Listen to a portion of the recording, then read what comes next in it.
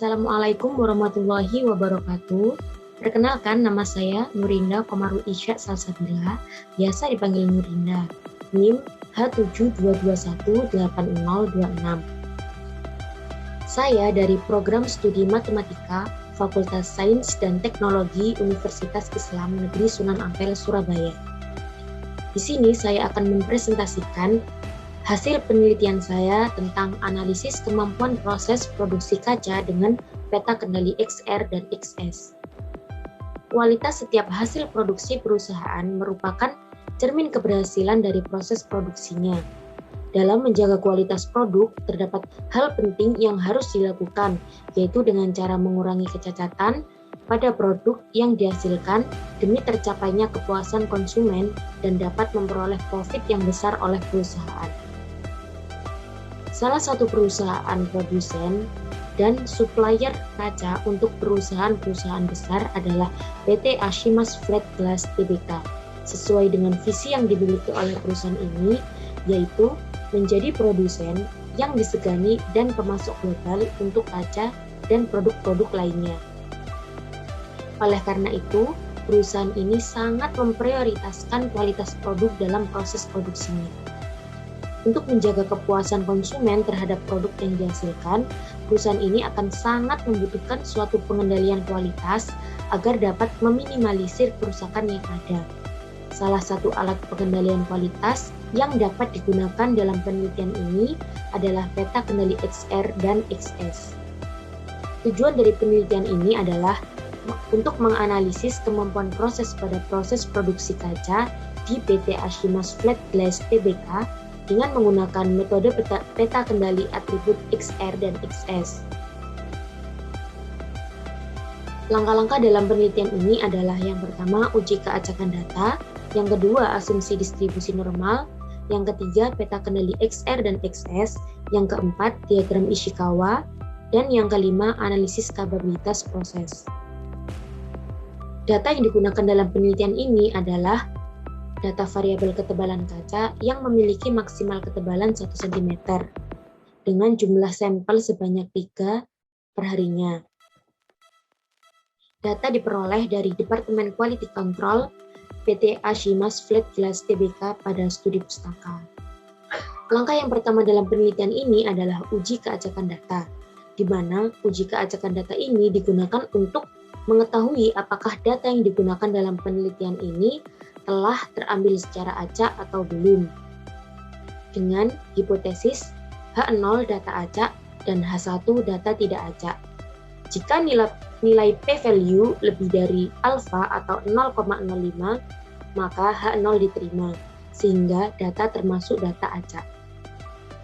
Kemudian berikut adalah grafik hasil dari uji keacakan data pada penelitian ini. Di dalam grafik ini terdapat 4 nilai p-value. Dari 4 nilai p-value ini, ada 2 nilai p-value yang nilainya itu kurang dari alfa atau kurang dari 0,05.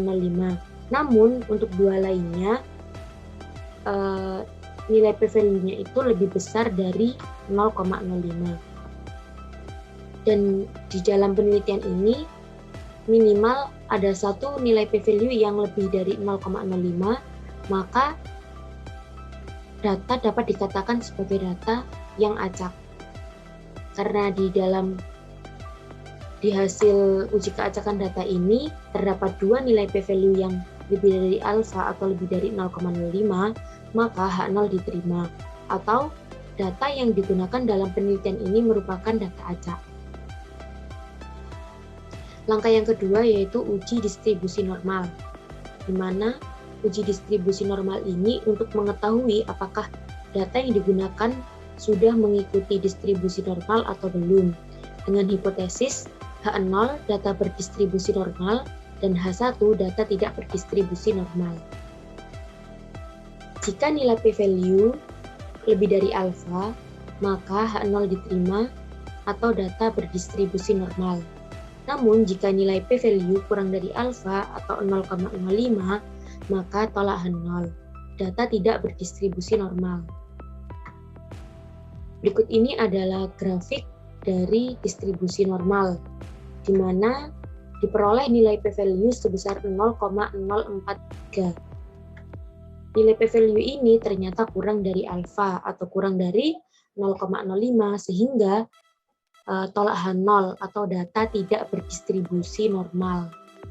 Namun pada penelitian ini, semua data yang digunakan dalam penelitian ini diasumsikan berdistribusi normal. Yang selanjutnya yaitu peta kendali XR.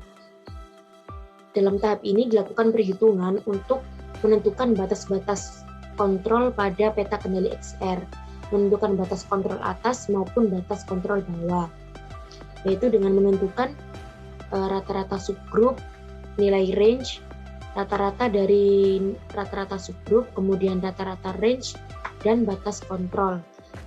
Batas kontrol untuk peta kendali X diperoleh nilai UCL dan LCL. Nilai UCL itu nilai batas kendali atas, dan nilai LCL itu nilai batas kendali bawah, diperoleh nilai sekian. Diperoleh hasil sekian. Kemudian untuk batas kontrol peta kendali R, diperoleh batas untuk batas kendali atas 0,0432, dan untuk batas kendali bawah diperoleh nilai 0. Setelah kita melakukan perhitungan untuk menentukan nilai batas kendali atas dan batas kendali bawah, kemudian direpresentasikan ke dalam bentuk grafik untuk mempermudah agar kita tahu apakah ada data yang keluar dari batas kontrol.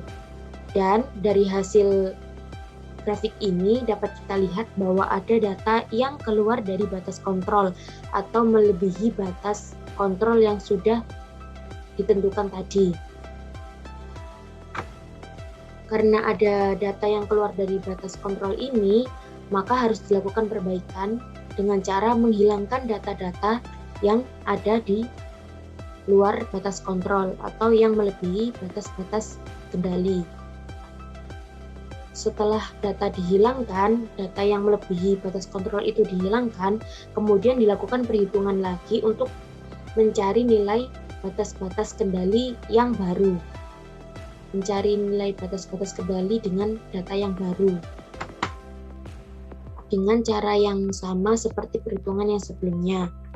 Setelah itu direpresentasikan kembali dalam grafik, kemudian kita peroleh data telah terkendali karena tidak ada data lagi yang melebihi dari batas kendali, tidak ada data yang keluar dari batas kendali.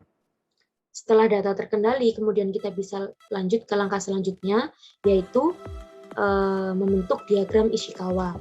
Diagram Ishikawa ini berguna untuk menganalisis sebab dan akibat dari suatu kerusakan atau kerusakan yang terjadi pada proses produksi.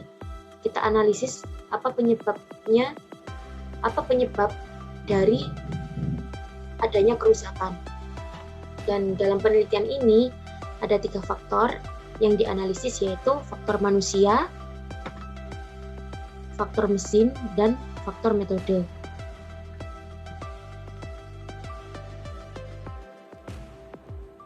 Yang terakhir yaitu analisis kapabilitas proses. Di analisis kapabilitas proses ini untuk mengetahui apakah proses pada penelitian ini itu telah berjalan dengan baik atau tidak, yaitu dengan melakukan perhitungan untuk mencari nilai CP dan mencari nilai CPK.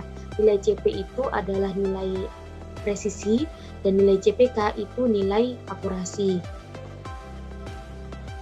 Syarat untuk proses kapabel itu nilai CP harus lebih besar dari 1 dan nilai CPK itu harus lebih besar daripada 1. Sebelum menghitung nilai CP dan CPK, diketahui untuk batas atas dan batas bawah pada penelitian ini yaitu 2,13 untuk batas atas dan 2,04 untuk batas bawah. Kemudian diperoleh nilai CP sebesar 1,65 dan nilai CPK sebesar 1,612. Diperoleh nilai presisi sebesar 1,65 yang lebih dari 1 dan nilai akurasi sebesar 1,612 yang lebih besar daripada 1. Nilai presisi dan akurasi ini memenuhi syarat proses kapabel. Maka proses pada penelitian ini telah kapabel atau proses berjalan dengan baik. Kemudian dapat ditarik kesimpulan, pada penelitian ini dilakukan analisis terhadap proses produksi kaca di PT Ashimas Flat Glass Tbk dengan menggunakan peta kendali XR dan XS. Diperoleh hasil, data telah terambil secara acak dan berdistribusi normal. Setelah dilakukan perhitungan untuk peta kendali XR dan XS, diperoleh hasil data telah terkendali dengan satu kali iterasi atau satu kali perbaikan, yang artinya sudah tidak ada lagi data yang melebihi batas kendali atas maupun batas kendali bawah. Analisis terhadap proses produksi kaca pada variabel ketebalannya disebabkan oleh beberapa faktor, seperti pada faktor manusia, faktor mesin, dan faktor metode.